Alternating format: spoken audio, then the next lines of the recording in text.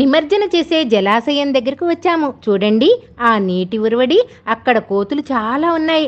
అక్కడి చెట్లు, వంతెనలు, ఉధృతంగా పారుతున్న నీరు చాలా అందంగా అనిపించిందండి. మా స్వామి కాకుండా ఇంకా ఒక 5-6 వినాయక స్వాములు అక్కడ నిమజ్జనకు వచ్చి ఉన్నారు.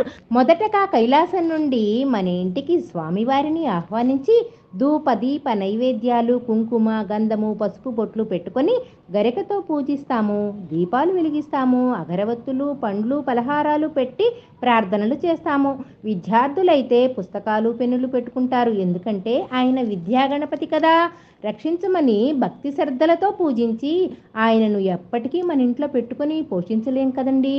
కాబట్టి యథాశక్తి పూజ చేసుకొని కైలాసానికి సాగనంపటమే నిమజ్జనం. కైలాసం నుండి ఆహ్వానించాము, మళ్ళీ కైలాసానికి పంపించటమే నిమజ్జనం. తప్పకుండా నిమజ్జనం చేయాలి. గంగాదేవి ఒడిలోకి తప్పకుండా పంపాలి.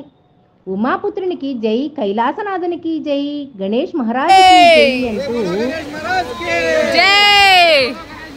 ఆయనకు ఇష్టమైనటువంటి మోదకాలు, చక్కెర పొంగలి, దద్దోజనం, పులిహార, ఉండ్రాళ్ళు నైవేద్యంగా పెట్టి కొబ్బరికాయలు కొట్టి హారతులు ఇచ్చి ఇష్టపూరితంగా స్వామి మళ్ళీ చవితి నాటికి మా ఇంటికి వచ్చి మా ఆతిథ్యాన్ని స్వీకరించమని వేడుకుంటూ నదిలోకి వదలాలండి. ఇదే నిమజ్జనం అంటే.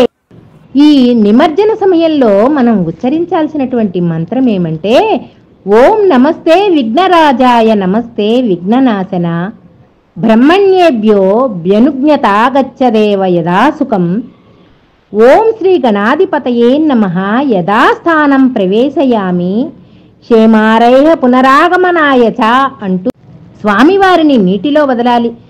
అందరూ కలిసి పట్టుకొని నీటిలోకి వదలాలి. నీటిలో ఎలా మునకలు వేస్తున్నారో చూడండి స్వామి. మళ్ళీ రావయ్యా గణాధిపా అంటూ నమస్కరించామండి. జై బోలో గణేష్ మహారాజ్కి జై.